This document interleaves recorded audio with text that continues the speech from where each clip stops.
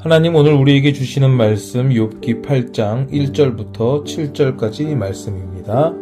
수아 사람 빌닷이 대답하여 이르되 네가 어느 때까지 이런 말을 하겠으며 어느 때까지 내 입의 말이 거센 바람과 같겠는가. 하나님이 어찌 정의를 굽게 하시겠으며 전능하신 이가 어찌 공의를 굽게 하시겠는가. 내 자녀들이 주께 죄를 지었으므로 주께서 그들을 그 죄에 버려두셨나니 네가 만일 하나님을 찾으며 전능하신 이에게 간구하고 또 청결하고 정직하면 반드시 너를 돌보시고 내 의로운 처소를 평안하게 하실 것이라. 내 시작은 미약하였으나 내 나중은 심히 창대하리라. 아멘.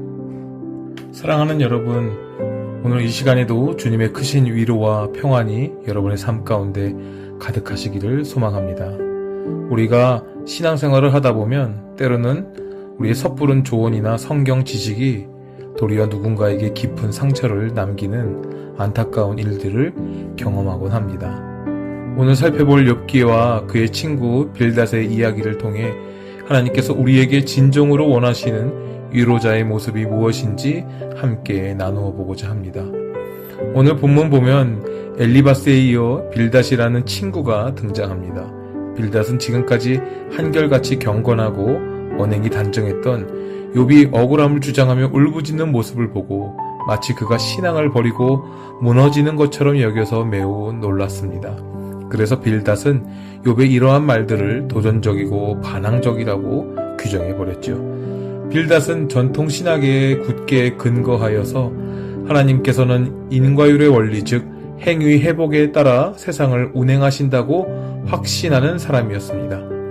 그가 보기에 욥의 고난은 명백히 그의 죄 때문이었습니다.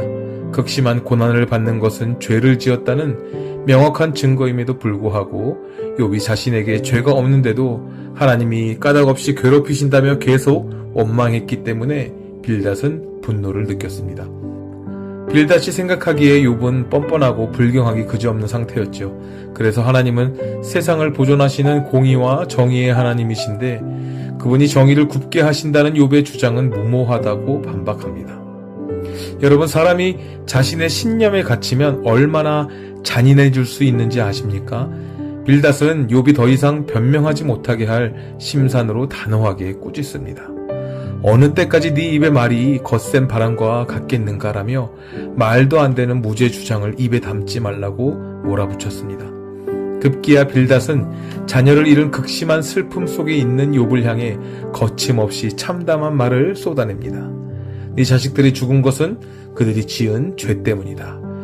죽을 죄를 지었기 때문에 죽은 것이다라며 욥의 가슴에 가장 깊은 비수를 꽂았습니다. 사실 빌닷은 욥 자녀들의 행위나 삶의 태도를 전혀 알지 못했습니다. 그저 결과만을 보고 원인을 추론하여 철천지 원수에게나 할 법한 독서를 친구에게 퍼부은 것이죠. 빌닷이 이토록 잔인한 말을 한 이유는 단 하나, 오만하고 불경해 보이는 욥의 길을 꺾어 고분고분하게 만들고 자신이 옳다고 믿는 바를 욥도 인정하게 하려 했기 때문입니다. 이렇게 잔인하게 욥을 몰아붙인 빌닷은 이제 어조를 바꿔서 욥을 회유하기 시작합니다. 빌닷은 욥에게 여전히 회복의 기회가 있다고 독려합니다. 만약 욥이 비난을 그치고 하나님께 간구하며 죄에서 돌이킨다면 하나님이 그를 돌아보시고 평강을 주실 것이라고 권고합니다. 이 대목에서 우리가 식당이나 사업장에 가면 흔히 볼 수 있는 그 유명한 구절이 등장하지요. 네 시작은 미약하였으나 내 나중은 심히 창대하리라. 구약 성경의 관점에서 볼 때 이 말 자체는 결코 틀린 말이 아닙니다. 겉으로 보기에는 욥에게 회복의 희망을 심어주고 용기를 북돋아주는 따뜻한 말처럼 보이지만 그 실제 목적은 욥의 태도를 바꾸려는 회유였다는 것입니다.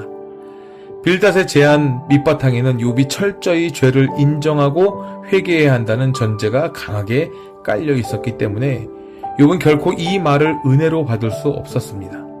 자신들의 말을 듣고 불경한 태도를 바꿔야만 회복할 수 있다는 자신들이 전적으로 옳다는 확신에서 비롯된 폭력이었던 것입니다. 사랑하는 여러분, 무서운 사실은 빌닷의 이 말이 우리의 귀에도 너무나 익숙하다는 것입니다. 우리 역시 신앙생활을 하면서 아파하는 지체들에게 이런 종류의 권면을 자주 건네기 때문입니다. 걱정하지 말고 하나님께 기도하면 응답해 주실 것이다. 지금 어렵더라도 믿음을 잃지 말라. 물론 내용상으로는 모두 맞는 말씀입니다. 그러나 상대방의 처절한 상황과 찢어지는 마음을 깊이 헤아리지 않은 채 툭 던지듯 권면하는 것은 그저 공허한 가르침이나 차가운 훈계에 불과하다는 것입니다. 우리가 꼭 기억해야 할 것이 있습니다. 신앙생활을 열심히 하는 사람일수록, 그리고 경건하게 살려고 몸부림치는 사람일수록 도리어 다른 사람을 쉽게 판단하고 정죄하며 훈계하는 태도를 보이기가 쉽다는 것입니다. 내 안에 성경 지식이 많아질수록 사람들을 자꾸 가르치고 고치려 드는 우를 범한다는 것이죠. 믿음이 좋다고 하는 사람이 상대방의 아픔을 헤아리지 않고 신앙이라는 그 잣대를 무자비하게 들이대어 깊은 상처를 주는 경우가 참 많습니다. 하지만 성경의 그 엄정한 잣대는 다른 사람이 아니라 오직 나 자신을 향해 되어야 하는 것입니다. 판단과 정죄의 언어는 결코 우리의 것이 되어서는 안 됩니다. 진정한 사랑이 담긴 권면이 아니라면 우리는 차라리 입을 다물고 곁에서 함께 울어주는 편이 낫습니다. 이번 한 주간 우리의 입술에서 나가는 권면이나 훈계가 누군가의 마음을 무너뜨리는 무기가 되지 않도록 늘 신중히 깨어있는 저와 여러분 되기를 주님의 이름으로 축복합니다. 기도하겠습니다. 사랑과 긍휼이 풍성하신 하나님 아버지, 알량한 지식과 판단으로 우리 이웃을 함부로 정죄했던 우리의 교만함을 용서하여 주시옵소서. 맞는 말이라는 이유로 누군가의 아픈 가슴에 섣불리 비수를 꽂는 어리석음을 범하지 않도록 우리의 입술을 지켜 주시옵소서.